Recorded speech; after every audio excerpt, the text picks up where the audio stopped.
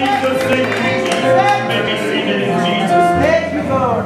Hallelujah, hallelujah. Surely there is power in the blood this morning. Hallelujah. It's never lost its power. Thank God for power in the blood today. Where would this world be today if we did not have the power of the blood of Jesus? Amen. Today we're going to talk about humility. I think last week, I don't know what they talked about last week. Forgiveness. Forgiveness and humility and pride, and all that goes together. So whoever wrote the lessons, they knew what he was doing. Right. Humility. Sure that everybody sitting here this morning has heard about the tragic situation in Charleston, South Carolina. Yes. I tell you what, just to hear the people speak, or those people talk, they have a lot of humility. Oh, yeah. Put yourself in their place this morning, sitting in a little church in Campbellsburg, Kentucky, and having a Bible study just on a Wednesday night. And you just think a normal visitor had showed up. Right. Probably strange. Probably wasn't very many white people in the group. Right. Probably very strange. This young man showed up and probably said it kind of at the back of the church. But County, probably what took him away from thinking, well, there's nothing here really strange about this. The young man seemed like he really wanted to get involved. He pulls out a gun and starts murdering people left and right. Right. Could you really today put yourself in that position and get on the news broadcast and say, man, I'm really sorry for your son?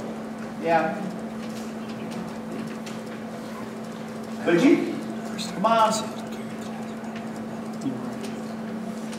How would you feel today that same incident happened here and killed your children? Yeah. Could you get on the news broadcast and say, really? Young man, I'm sorry, but I'd like to see your soul saved. And Right. God forgive you of this dreadful sin. It'd be hard, wouldn't it? You know what a lot of us want to do? We want to get angry and fight. We're all human. We want to get angry, and some of us even want to go get a gun and have revenge. We're human. But I can tell you, just to hear what those people said, it just made cold chills go down my back. Yep. Right. Yep. Sure did. And those people don't even know the truth. That's right. We know the truth and been filled with the power of the Holy Ghost to protect us against those things. When our spirit wants to get out of control and get angry and get all proud and do foolish things, but I hate to say it this morning, some of us would get all crazy and do things that God would not be pleased with. Something to ponder on today as we go through this lesson. It's called humility. Right. No matter where you look today, the greatest example of humility was Jesus Christ. There's no one perfect today like He was. We're all striving for perfection. And every day I hope that we live that we become more humble like Him. And strive to be more like Him. If this world ever need to see people show humility today, it's in the time that we're living. Right. Our world is out of control. Yep. You know, I've heard the broadcasters across the radio and the news waves from all over the world today that has talked about this situation that happened. You know, this is not the first time it's ever happened. And a lot of people say, well, this didn't happen in my dad's time, and this didn't happen in my mom's time, and this didn't happen in the generations 5,000 years ago. It did. Yes. It did. It started way back in the book of Genesis. Oh, yeah. When the spirit of evil and bitterness began to arise between two brothers. Yes, yes. They lost their humility. One was jealous of the other. You take, for example, right there. can remember as a kid, a lot of things we did back then we don't do today. Right. Because we're smarter. Used to, it didn't make no difference. You could lay a $50 bill on the table and go on a week's vacation. The $50 bill will be there when you get back. Right. You can't do that today. Yep. You can buy all the security systems and all the alarms and all the bells and whistles and put on your vehicles and your houses today, but it's different. Right. People just don't treat people like they used to. Right. Has the Spirit always been in our land? Yes. Did Jesus know it would be? Yes. Jesus knew when He created humanity, He knew the intention of every heart. But today, as we get into the lesson, just think about just a few words I have spoken this morning. Humility. Probably some of us has never even said a prayer for those people. Right. Shame on us. Sure. I said shame on us. They're humans just like we are. They are. They're going through a very terrible, tragic situation. Well, Brother Wallace, it'll never happen in our little country church in Kansas. Whoops. I know a pastor that I sat underneath for 12 years. He told me many years ago, he said, Brother Wallace, it's almost to the point I'm going to carry a gun to the pulpit. Because you never know when something like this is going to happen. You never think of the worst that could happen. You just always think, this is church. This is God's house. Right. Sure it is. But we got people today that are wackos that does not care. You know the next place it will happen? In our hospitals, in our nursing homes. Yeah. Those kind of people doesn't care. Today, as we start our Bible study, let's go to Proverbs, the 16th chapter and 18th verse, if you do not have a leaflet. Pride goeth before destruction, and a haughty spirit before a fall. Every one of us sitting here today, you can say, well, I don't have no pride whatsoever. You have some pride in yourself. You have some pride in yourself, regardless of how you look at it. You have some pride in yourself. It's good to have some pride in yourself. I'm not saying you cannot have pride. Where the pride problem comes in, when you just let your pride start speaking out. Or your pride starts showing the way your attitude is. Or your pride gets you into problems and headed down the road of destruction. I guess I really had, in my life, have not had a lot of pride because I learned from a very young age in life, we didn't have a lot, and we appreciated what we got. Amen. I come from a family that one time had 12 kids in it. And my poor dad and my mom, my dad worked very hard to make sure that we had something to eat on the table. And we got to church, and we went to school. That was about life for us. He taught us to work very hard. Those are great values. Yes. Education, church, having a home where you get fed every day, cared every day. I will be honest with you, I had a dad that was not one of those type of real close, loving fathers. Because he probably had so many kids he didn't have time to share it. But you know what? I realized very quickly I respected my dad very highly. Whatever my dad told me to do, I would do it. I was very obedient to my dad. And when I would sit at the table, if there was not enough to go around, I knew better not to open my mouth. Today, kids, if they don't get the best, man, that attitude just blurs out. Today, if they don't go to the table and you're going to have the best on it, they're going to throw up the nose and just throw a fit and tell you how sorry you are you put it on the table. Right.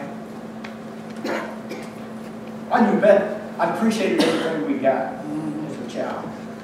And my dad taught me from a very young age in life, you treat everybody the same. You treat everybody the same. It's nice to have a new home. It's nice to have a new vehicle. It's nice to have new clothes. It's nice to have a lot of things in life.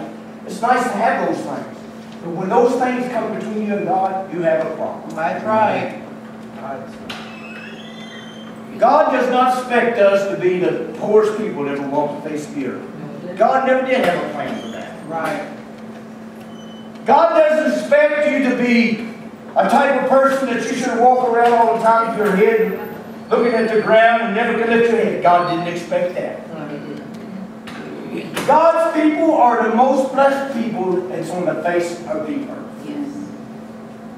God has promised in His Word that He would never leave us or forsake us.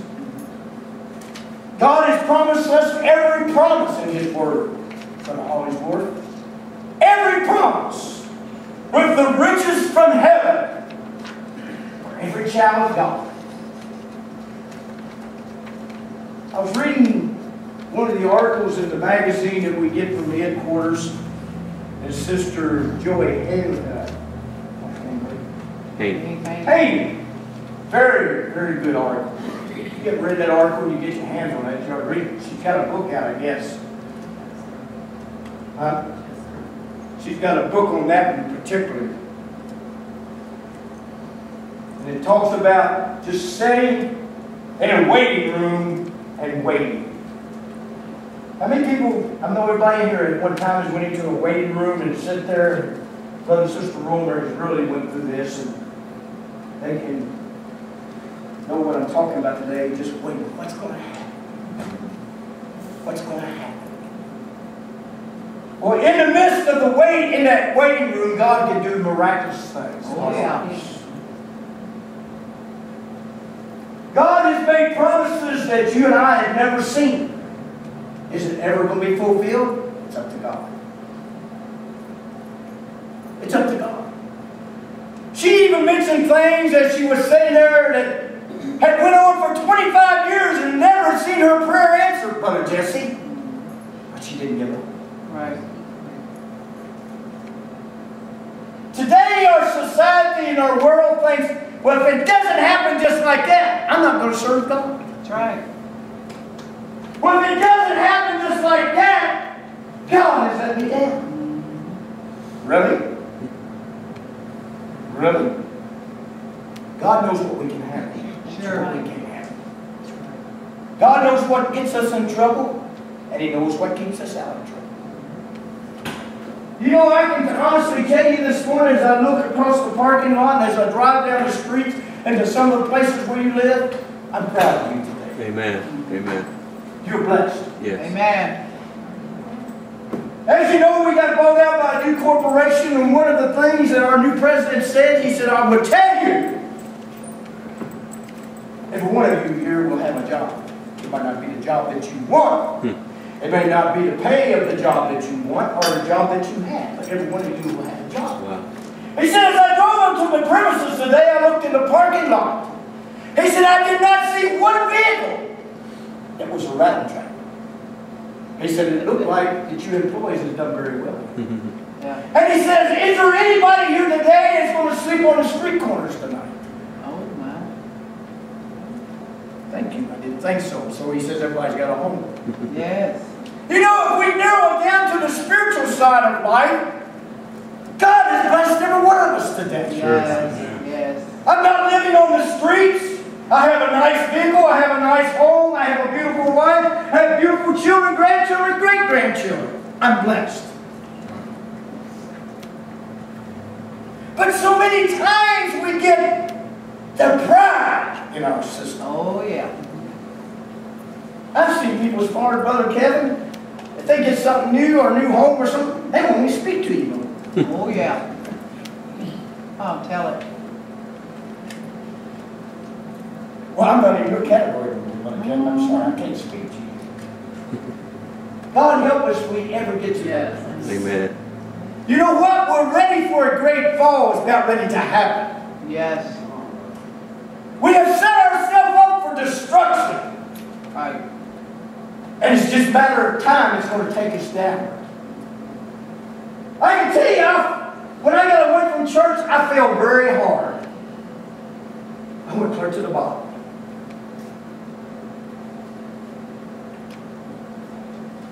I went clear to the bottom.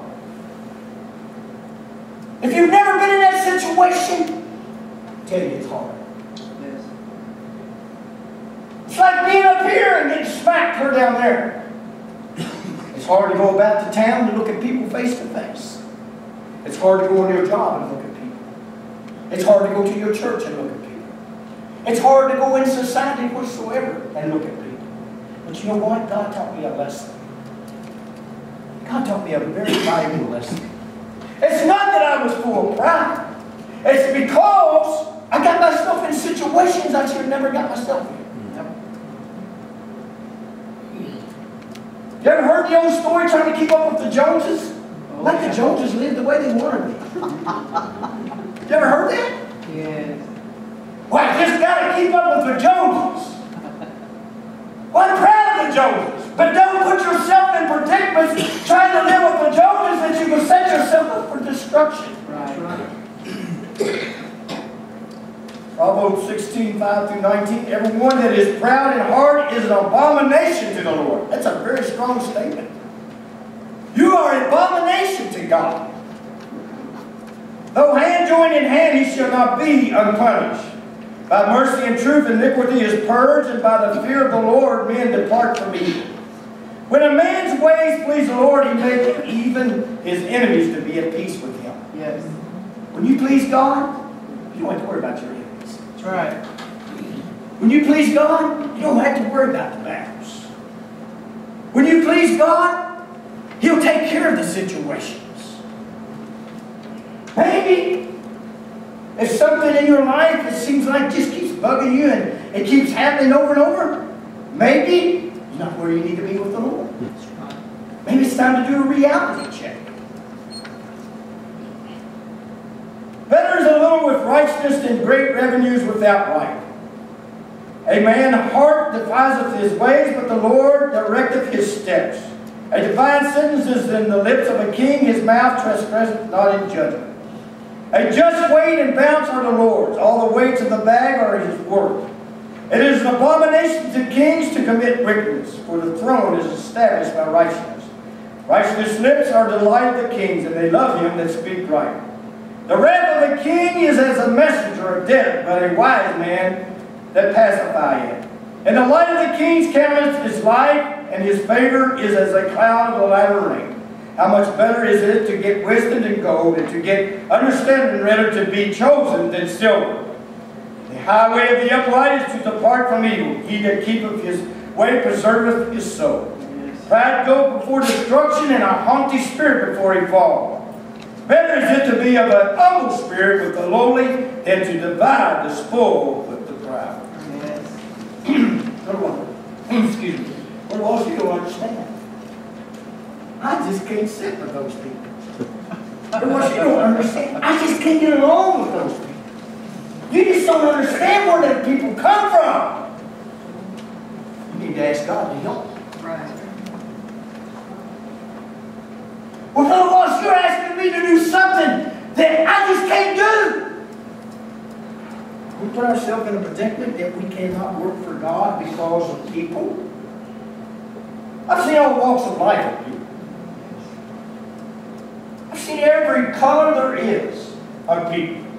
I've dealt with I think every nationality of people there is on the face of the earth. People are people. Yeah. People are humanity. And humanity is going to be like humanity wants to be. But does that give me an excuse not to have nothing to do with him?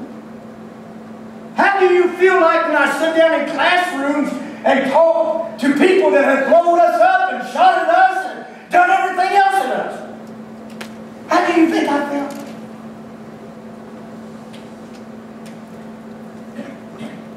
It was hard. These are people that actually killed American soldiers. And I'm sitting here giving them a class on our technology. It was very hard. But I had to remember, God, you put a spirit within me to love them. Regardless of what they do to me, I love them. You know, regardless of how people has hurt you, done terrible things against you, you still got to love them. And I know there's times it's hard to love. Sure. I know at times it seems like I just can't love them. Pray about it. Sure.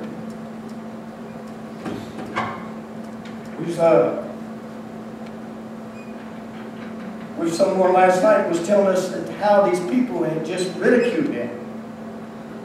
Just ridiculed them. And they was kind of ridiculing them because they was mad and upset because they did not get used on the pulpit. Well, the pastor did not use them on the pulpit because he knew the Spirit. So they decided they would ridicule everybody in the church and just talk about them and just go call everybody and let them down and stuff. That's not like God. That's not like God. And you might say, well, that doesn't happen in apostolic churches. I bet you're wrong. You're wrong. And I can tell you, some of your best friends that you thought was your best friends is the one that will ridicule you. Oh, it's true. I've seen it happen since I was old enough to understand ABC. In the vocabulary. In the alphabet. Anyway. But you know what? It's a spirit that gets into them. They either get jealous, they think they're better than you are, or they get aggravated, so you just tear everybody down. You know, the enemy is never happy just taking one. Right. He always wants to take 2 or 3. Read your Bible. When Lucifer got kicked out of heaven, he did not get kicked out only by himself. Right. There was other angels that got kicked out of heaven also.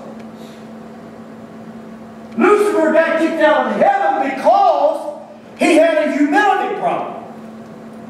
He had a spirit called pride. Well, I'm better than God. Look where God has put me. I'm better than he is. So I should sit on a higher stool than him.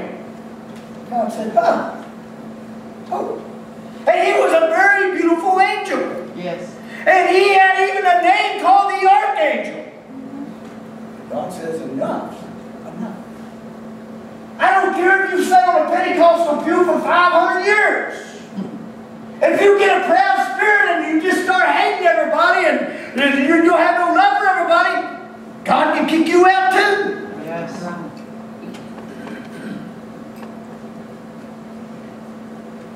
And everybody sitting here this morning, I hope, we're still waiting on heaven. Yes. If we know if heaven's happened, we all missed it. Yes. It's come to reality. Well, brother so-and-so, I'll tell you what, I was there when they established that church, and nobody's going to do anything to me. You don't do that. Well, watch out. Watch out. Pride is a sin, but for some reason it really sticks out in God's mind and he hates it. God really hates the sin of pride. God hates any kind of sin, but pride is the top of the list. Somebody give me Proverbs.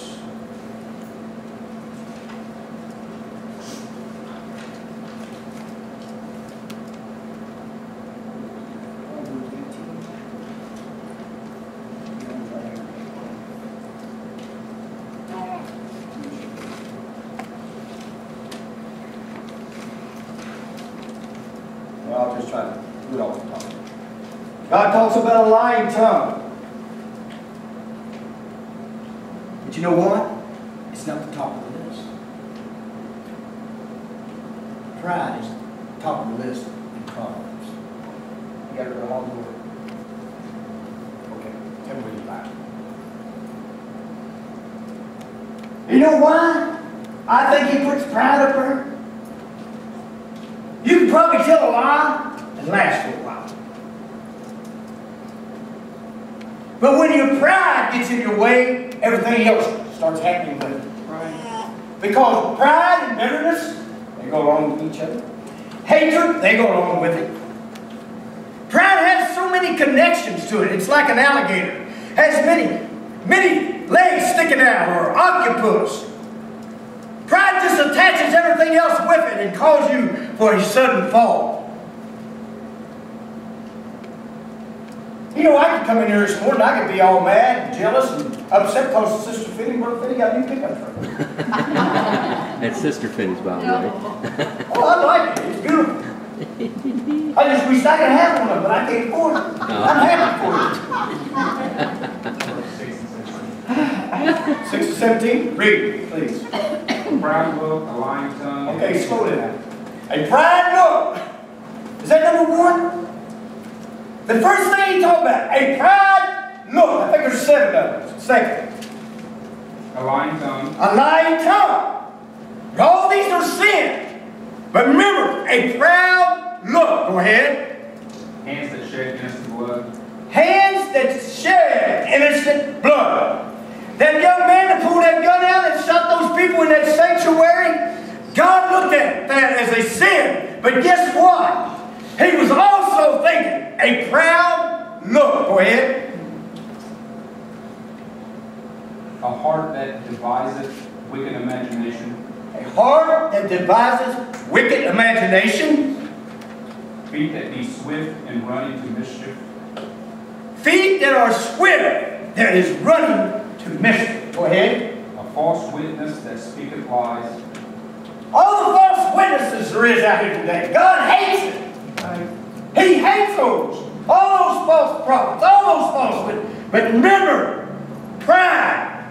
God really mentioned heavily about pride. Go ahead. And Finish he it that up. soweth discord among the brethren. He that soweth discord. Boy, I tell you, that right there is a killer. Yep. But pride will get you in trouble a whole lot quicker with God. Not that I'm saying any sin is greater than any other, but God put emphasis on pride. Because what I said, pride, it just connects with all the rest of it. Yes. It gets you in trouble real quick. How do you imagine how Lucifer thought? Well, I tell you what, I'm really favored in God's sight. I'm the archangel, and he thinks I'm beautiful, and he was beautiful according to the Bible. And one day he just cast him out. Cast him out. The same way, I've had favorite preachers I love to hear preach. I thought they was great. Today he's not in this doctrine. Right? Does that hurt? Yes, it hurts. Yeah. Does it give me an excuse to give up? No. Does it give me an excuse to start preaching false doctrine? No. No. Does it give me an excuse not to preach baptism in Jesus' name and the infilling of the Holy Ghost, speaking in tongues as God give others? No. No. I can't help it. If brother so-and-so or sister so-and-so decided they want to walk away from the church and do everything else according to whatever they want to do against God's will, I can't help it. The only thing I can do is pray for them. But it doesn't give me an excuse to go down that same path. Right. Yeah. I tell you what, we've had some phenomenal young men, preachers that stood on the pulpit, preached hard. Today, it's decided it's not worth it. Right. And I will tell you, if God's church tarries, you're going to see a lot more of it. Oh, sure. You know what a lot of it's about? Pride. Right. You know what they start doing? Hey, brother, I'm booked up for 4 years. I've got them standing in line just trying to get me to come and preach their camp service. That's true. Let me tell you something. When God gives you a talent, don't boast about it. Right. Amen. It's great to have a talent. Use it for God's glory. Amen. It's not about you anyhow. Amen. God can take say it anytime he wants to. Yes, Sure. you can. You may be the greatest singer ever walk on the face of the earth, but you go around boasting about her and doing something boisterous to everybody, God can take it real quick. That's right. Amen. God can put you flat on your back. Yes, big time. Have you seen that, Brother Wallace? Yes. Oh, yeah. I've seen that with my own 2 eyes. Well, I can play a bass guitar better than anybody. Hallelujah. God bless you. But you don't have to throw it up in every young person or everybody else that plays a bass. Oh, I'm better than you are. Better you miss every note. Guess what? God can cause your hand to be crippled just like that. Sure. Yes, he can. Yes. You'll never be able to hit the strings on that bass again. Right. And I can tell you, these preachers that get up in the pulpit and say, well, I tell you what, I'm the best there is out there, buddy. I tell you what, I got people who are just waiting in line to get me. You better watch out. You better watch out. Your vocal cords can be that quick gone. Oh, Right. all right. Gone. Joel Osteen is gathering them by the thousands. He is gathering his church by the thousands. Yes. And people are falling for him. But he better watch out. He better watch out. Yes. Oh, Walsh, you're too harsh. I'm just being truthful. Amen. Right. I have trouble putting 2 words together sometimes. But you know what? I thank God he thought enough about me. He chose me to preach the gospel. Yeah. I have trouble sometimes pronouncing some of them big long words, but I always work. But you know what? God appreciates what I try to do as long as I keep a humble spirit. Yes.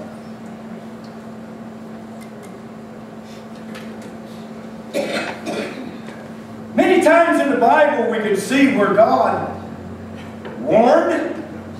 He warned, if you don't do this and this and this, this could happen. He warned them. He warned the children of Israel as he brought them out of the land of bondage. He wanted the children of Israel to be an example to a nation. Yes. But you know what? A little seed of pride come along. Uh-huh. They begin to tell about how great they were. Didn't even stop to think how, oh, Lord brought us out of the wilderness that we had been in for so many years. They forgot about all that. Oh, now, we're somebody. God warned them. He warned them. Do not let pride move into your life and begin to do things that's disobedient to what I have taught you. What did they do? Exactly what God thought they would do. For 7 years, they was punished. For 7 years. You know, me and Bert McCain was talking here not too long ago as I was mowing his yard. Stop and think about this a minute. Do you know if you go back every 7 years, this country has been punished? Go back and look at it. Count your dates up. Are we really, as God's people, getting some of the influx of the punishment because of the children of Israel? Think of the dates. Think of 9/11. Think of 2008 when this country economy almost went on its back. Right. Think about the date. It adds up every 7 years. For 7 years, the children of Israel was punished. Nebuchadnezzar was a great king, but he let pride get in the way. Right. What did God do to him? He took his sanity away from him. Yep. Jesus.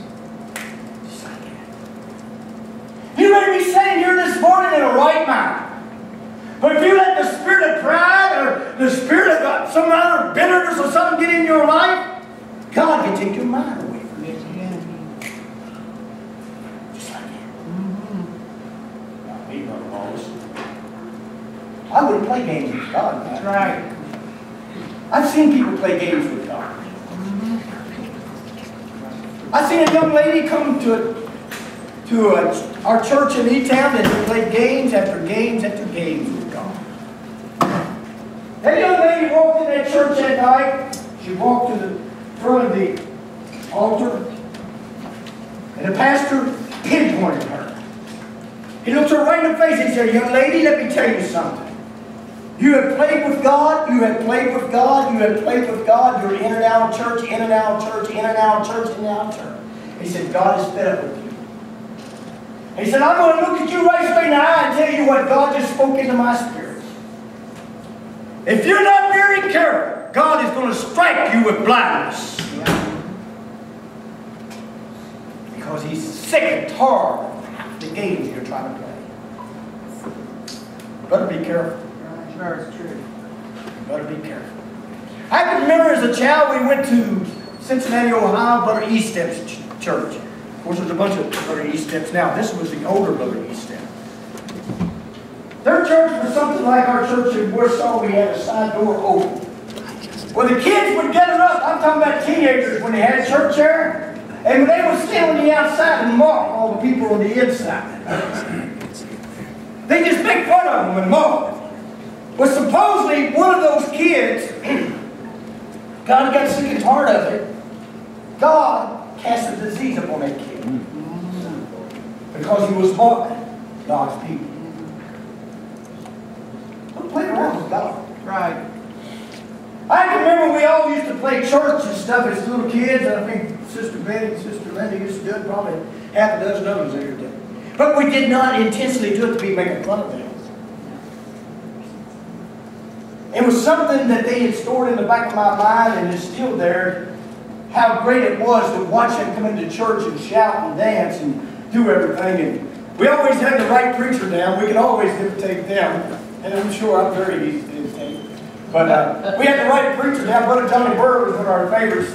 I always spoke out the side of his mouth, the hanks over the other side. Oh, we had him down to the T. We wasn't making fun of him, but he got our attention. Right. Brother Schaefer, you always had to pick up his false teeth about halfway down the aisle because he'd always spit them out. Remember Brother Schaefer, Brother Robert? No, sir. Oh, boy, I tell you what, one of the great Oh, ones. my. He was one of the great ones.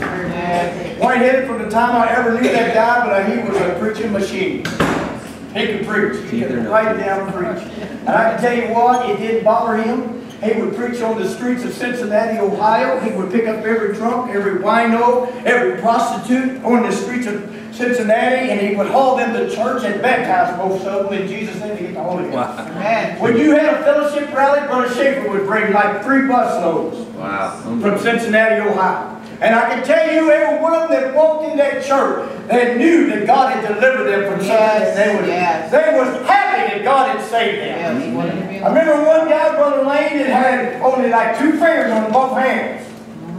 All the rest of his fingers had been cut off. But I tell you what, from the time that guy would come into church to the time he left, he'd always be praising the Lord. And I always thought, man, what happened to that guy's fingers? And there'd be 2 fingers sticking up as he stuck up his hand, the rest would be done. But you know what?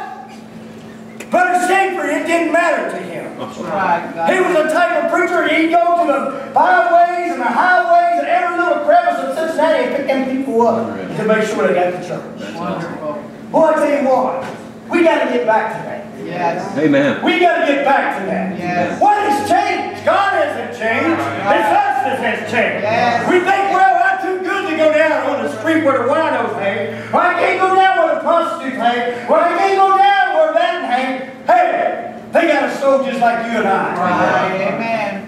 You wasn't an angel when God saved you, were you? Right. We all had some problems in our lives. I tell you what, I was one of the lowest sinners. But God reached down one day and stood me up and said, hey, young man, there's something about you I love. Amen. Hallelujah. I know I'm probably over my time. That's when you should have never took that time. We'll get one for next time. Oh, man. I tell you what, I can preach about 5 minutes, but I'm going to shut up. But not saying everybody got a proud spirit in. Not saying anybody got a proud spirit in. Just be careful. That's good teaching. God blesses and keeps on blessings, and sometimes the blessings get bigger than we can handle. Yeah. That's true. God just keeps blessing, blessing, blessing. Sometimes the blessing gets so big we can't handle it. But you know what? God knows exactly what you need. Yes, he does. Let's all say.